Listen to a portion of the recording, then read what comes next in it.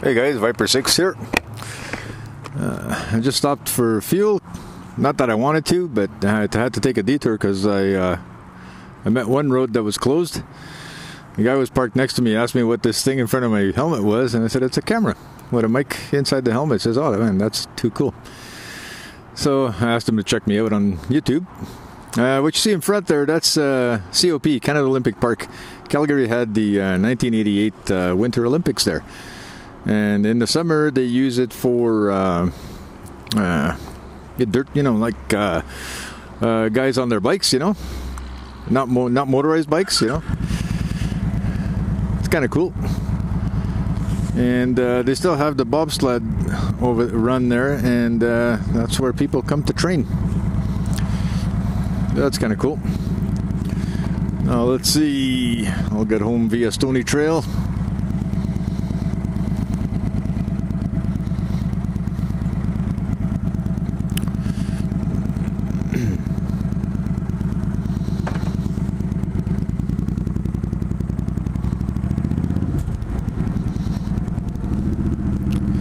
Stay away from that guy. He likes to rear end people.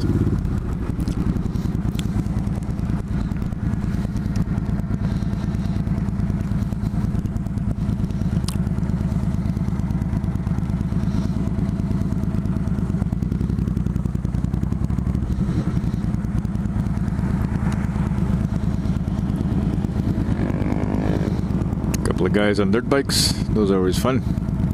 Now they're going to Bow Cycle. Bow Cycle is right behind there.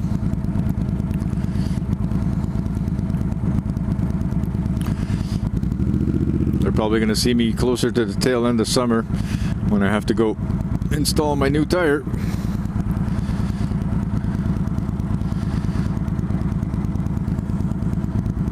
Yeah, one thing in Calgary, there's not a lot of competition for bike shops, So they set these prices and they pretty much stick to them. So I buy most of my stuff online.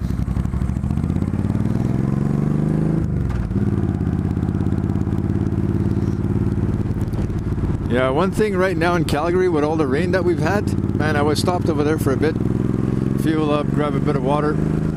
It's like there are so many mosquitoes, man. If you stop for more than 30 seconds, they'll pick you up and drag you away.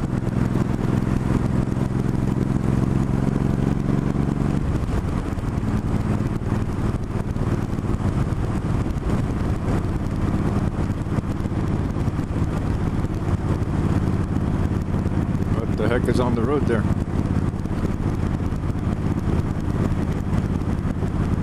Man, this guy dropped a shitload of stuff. Yeah, there's a rule in Calgary, if you have loads, they have to be covered. That was totally not covered.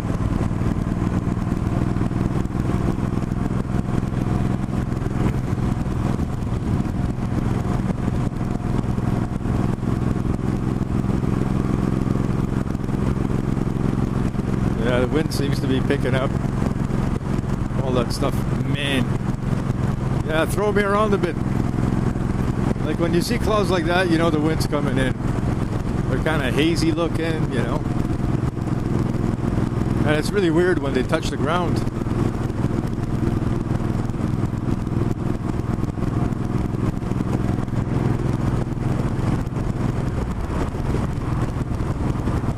Let's get away from this guy's blind spot.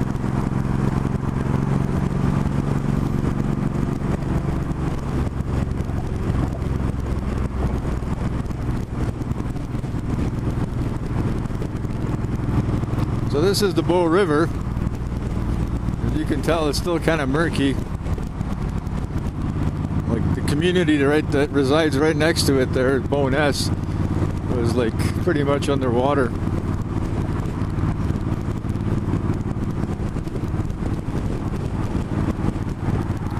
So look, they said downtown's going to be closed till probably midweek, but I checked. Like Calgary's doing a great job of communicating stuff through Twitter and Facebook and whatever. And I checked their website, and the road I have to take to go to work on Monday is still closed. So I'm just going to work from home. It's like we have like We have the technology, so why not use it, right?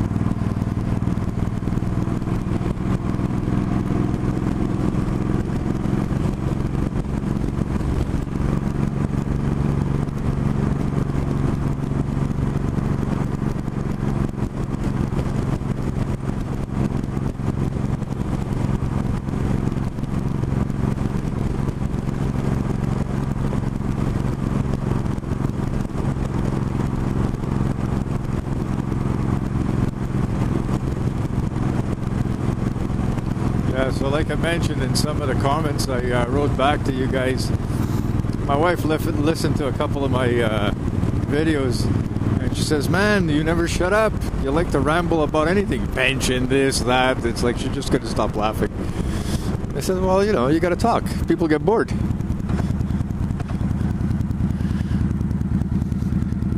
It was just funny.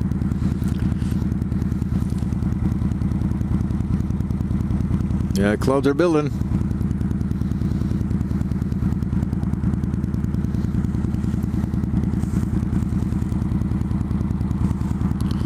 Yeah, right now we're on a water restriction, so my truck is totally filthy. We're not allowed to wash it. No outdoor water use whatsoever. And you know, you can't blame him because, you know, right now we have a very good clean water supply despite what's happening. And they want to keep it that way. They don't want to overwhelm the system because two of the water treatment plants are down, and the other two have to work harder to supply the water to the city. Luckily, they're all interconnected, so they can feed everyone with water. The only drag is the neighborhoods that were affected. They shut down the water. They shut down gas. They shut down the electricity. So I can just imagine what their freezers and fridges are going to look like. Not going to be a pretty sight, because that happened to me in Quebec in '98. Last year, I moved out in July 1st, '98. I moved to Calgary because the head office moved here for Canadian Pacific. And that winter we had the ice storm, so I was with no electricity for 14 days, and I wound up putting all my food outdoors so it stays frozen. I had a 22-foot cube freezer. And all my camping gear, so I was okay. I had 4 cords of wood, so I was heating the place with that.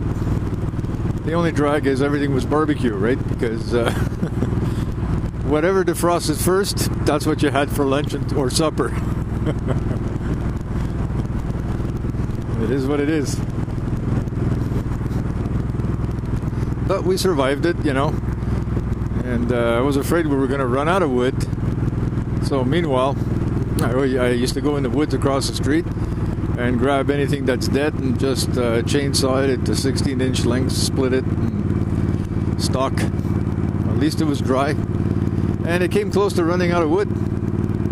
The only drag was that you couldn't fall asleep. Because if you fell asleep and the fireplace ran out of fire, then you were, then when you were really cold and trying to get that temperature back up in the house was brutal. But it was good. Builds character. Survival of the fittest, I say.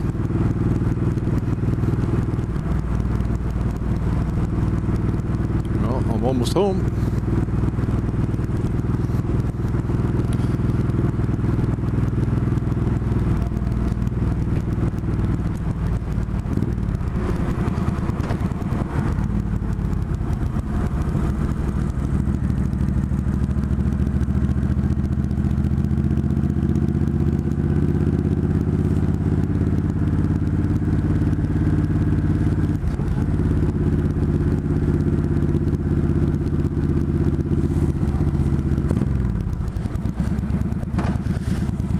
It's a pretty nice neighborhood. I like it. There's a few weird people, but you know, show me a neighborhood that doesn't have weird people, or some, or all.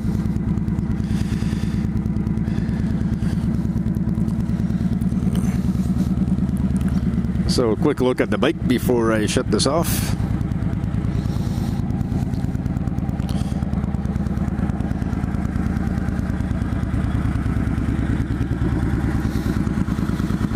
That's how my camera looks, guys.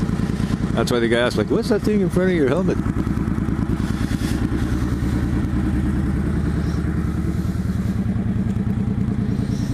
I need to adjust my auxiliary lighting. Like, this guy's pointing somewhere in the sky, and this one's probably pointing in someone's face all the time. Oh well. Anyway, Viper 6, over and out.